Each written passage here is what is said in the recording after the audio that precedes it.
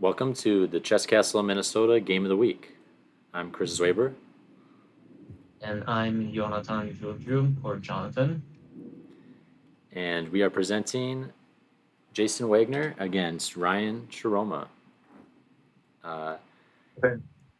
Well, let's begin. So the game starts off with d4, knight f6, and typical opening, white plays g3, and here black transposes into a sort of Benoni structure with take takes and d6, knight c3, very typical so far.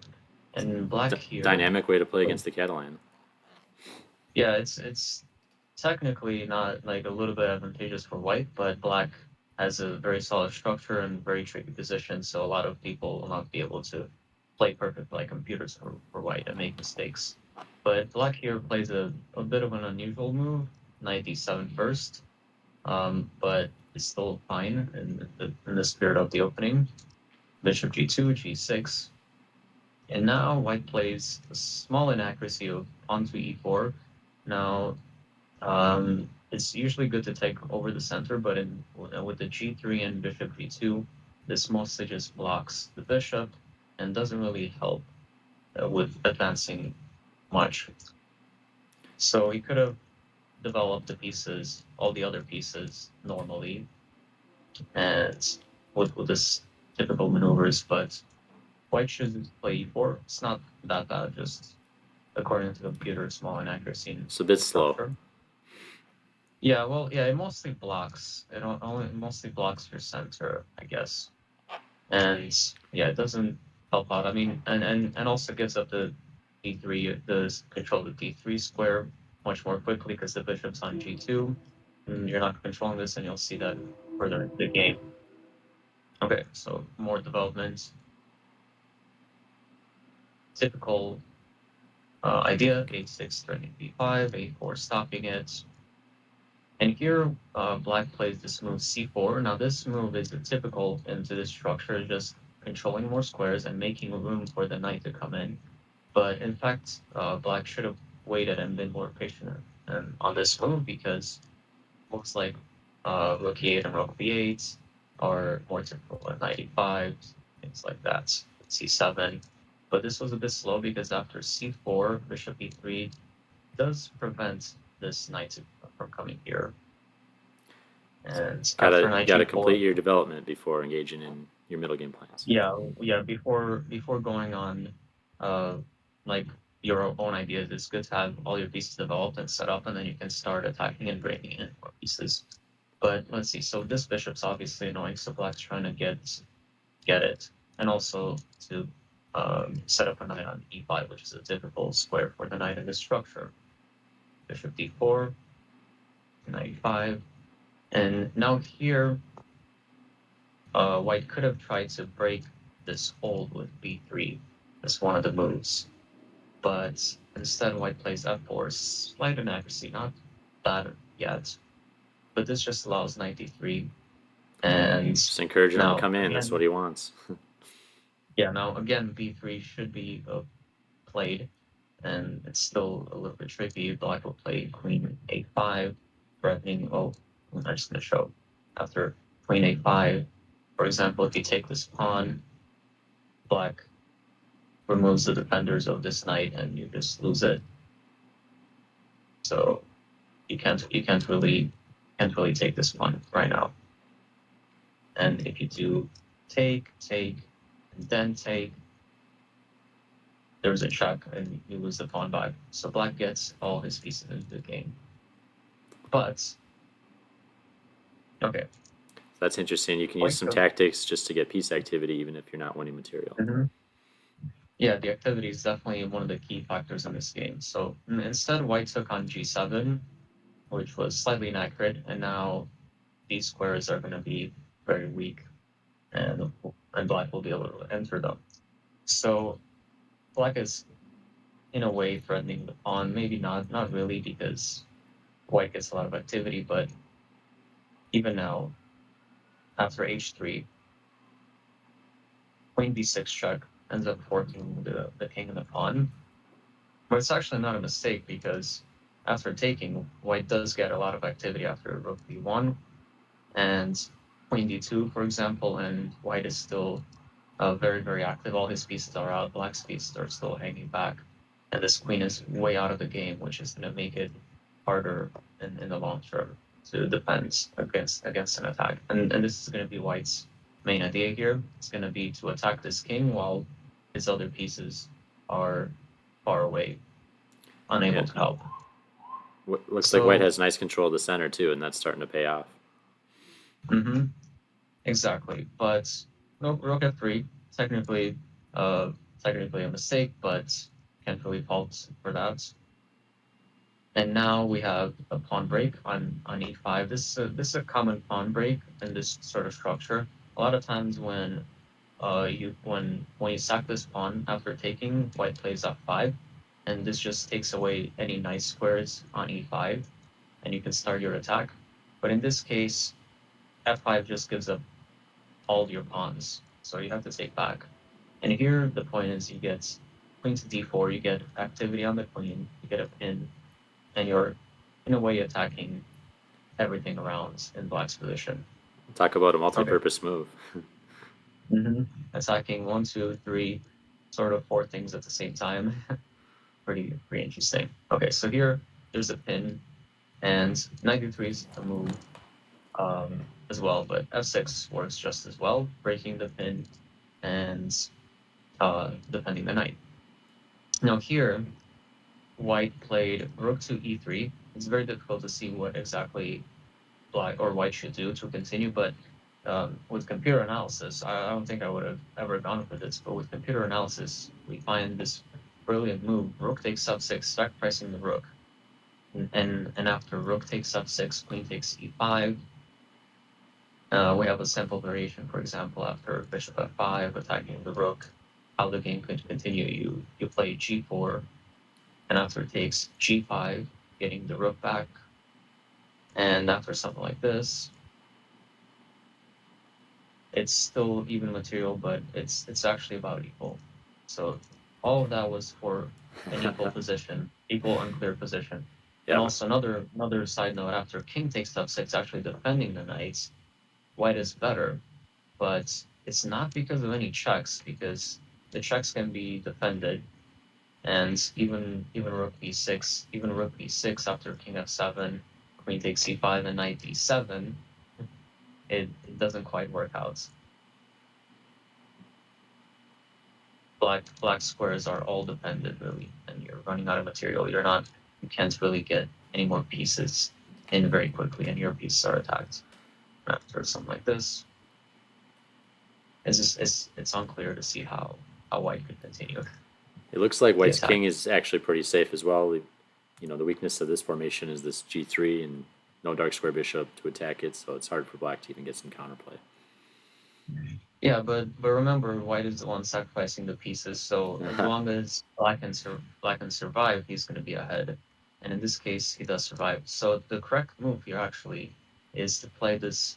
The only move really, it's d6, threatening to get the knight to d5, and then to take this. And white's pieces are going to be controlling all the key squares, and white's attack will be successful in this case. So after a sample variation, let's say this, we have, well, not even 95 now because the knight's defended, but after rook to a1, sacrificing the rook, because if you take it, then 95 check will win the queen. So black has to play queen b3, and now after knight to f4, he's getting inside all these squares, but let's see, after a variation like this, white wins the rook, and after rook f1, white is actually a little bit better. So this rook sack on f6 would have really been the most interesting variations to come up. But I can understand. I would have never found that kind of move. I mean, maybe if I would have yeah, but after rook f6, queen e5 is just too unclear. I probably wouldn't have gone for it. So rook e3, and now possibly attacking the knight or trying to sack to open up the position.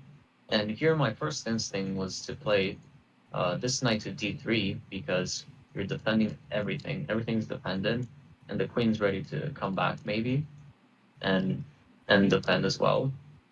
and everything just looks very solid. But unfortunately, after knight to e4, so the threat here is knight to f4, and getting inside, it's a little bit harder to defend, and the computer even suggests just completely sacrifice this pawn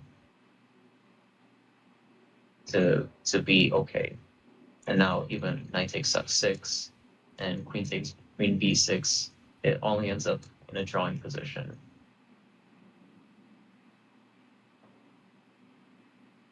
And apparently queen c5 is actually still a draw for black, apparently.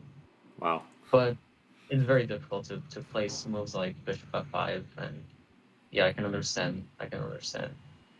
But anyway, in the game, black played this move knight to b3, which at first I thought that the knight is heading away from the action and leaving the king undefended, which was a problem later on in the game. But actually, this move is very good because it blocks this rook from ever coming in here.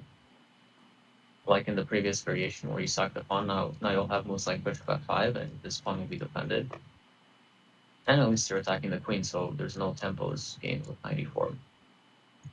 Okay, queen b6, just stepping out of the attack, trying to be active. Rook f7, fine move, I guess, defends the b7 pawn and prepares to develop the bishop. Okay, knight f4, trying to make some threats on this square jumping in. Bishop f5, fine move. Knight e6, king g8, fine move.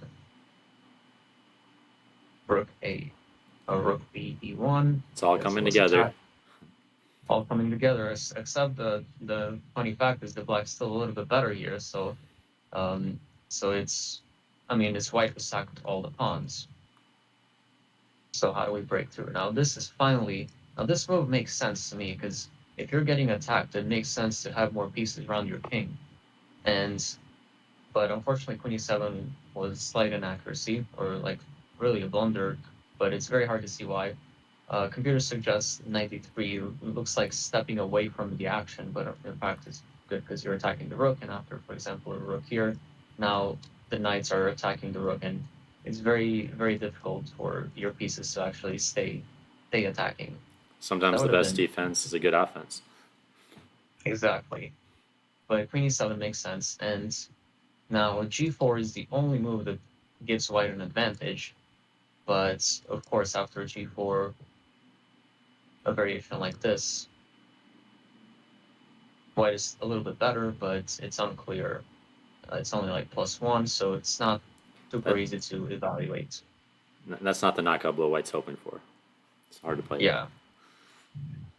Yeah, so white plays knight to e4, and basically this knight is starting to maybe make threats. I think one of the threats is knight takes f6 check, and then winning this knight, so winning a pawn back and breaking through on the e-file.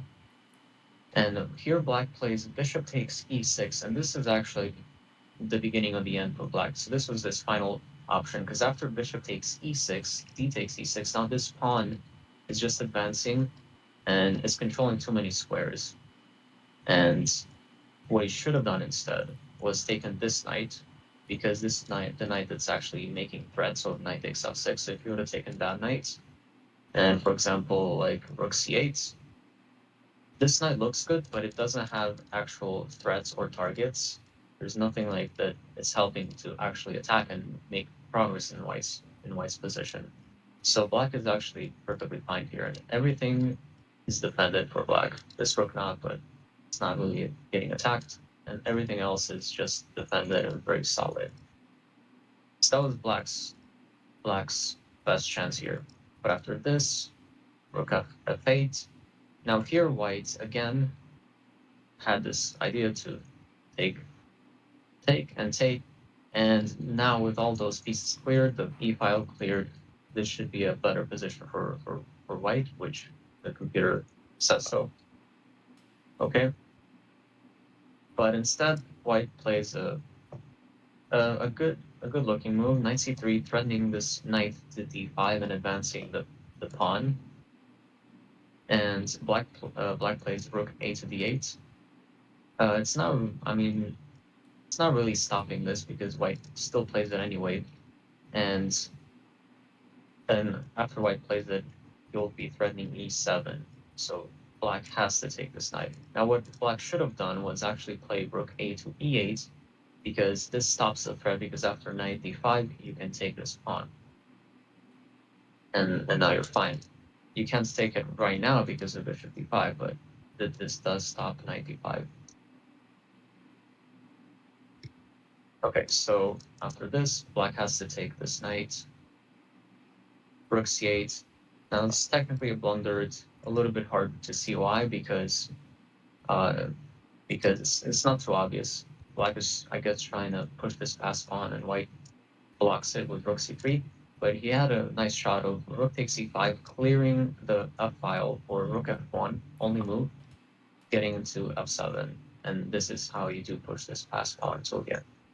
Amazing. Okay, but rook c3 was played, rook d8, and this was a blunder. Rook d8 was a blunder, and white here finds a brilliant move. Queen takes d8, and this surprises black so much that I guess he doesn't even take the queen and runs into e7 check, and here he resigns. But after queen takes queen and e7 check, or like double attacking, and after queen takes d5, you do get a new queen. But surprise, surprise, this is actually still equal, and queen takes d8. Queen takes d8 was actually a blunder. So let's see Shocking. why. It looks amazing though. So after this, you do get your queen back. Yes, you do win the rook, and you have 2 rooks or 2 knights, and black has an extra, what is it, 3 pawns, extra 3 pawns. So in the material count is 3 + 3 plus extra 3 pawns. That's 9 versus 10. So even material wise, it's not that clear. And conceptually wise, like when I look at this position, I see that, okay, the rooks, okay, they love open files, but there's no open files anywhere inside here. Everything's blocked. This knight is defended. This pawn's defended. This knight's very well defended. This queen is also helping defend a bunch of points. Everything here is defended.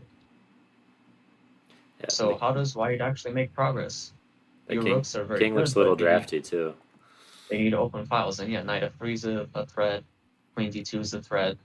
And it's very hard to deal with this. In fact, the computer already says that one of the moves is just rook takes c5, sacking right away. So Because it's too much pressure for black. So this actually would have just been equal if black would have just simply taken the sacrifice queen. It would have been a much harder game to defend. So interesting. what should have white done? Well, he has 2 moves here, technically. One of them's rook takes e5, followed by rook takes c4. And after rook takes d5, check, you do have rook c7. Wow. But it's not as easy to see. You do sack like 2 pieces and clear the back rank. And the other move is just bishop takes c4, stepping out of the attack. And after knight takes c4, rook takes c4, and white is just up in exchange, and he's attacking too many things.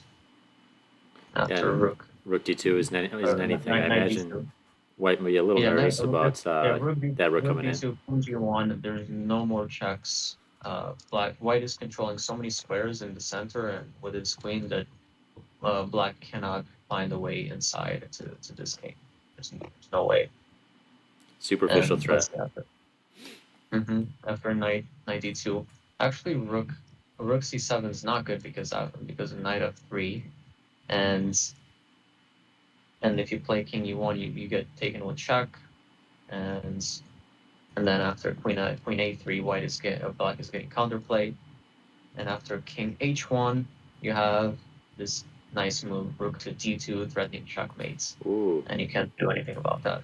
So rook c7 is not good, actually. It's a tricky move, knight d2, and then you have to play something like rook d1 or rook c3. But okay, that's pretty far-fetched. Okay, so that's the game. Very crazy turn of Wow. events. And a lot of blunders by all players, and I'm sure I Great. would have made a lot of mistakes too. If only we could play like computers. Oh yeah. But those are some really interesting ideas. Thank you so much for the commentary. Uh, All right, if thanks for having me. if you guys want to get your games reviewed, come play in the Thursday nighter tournament. It's every Thursday. We have 90 plus 30 games, and we pick one game from each week. So you could be featured next week. Thank you so much.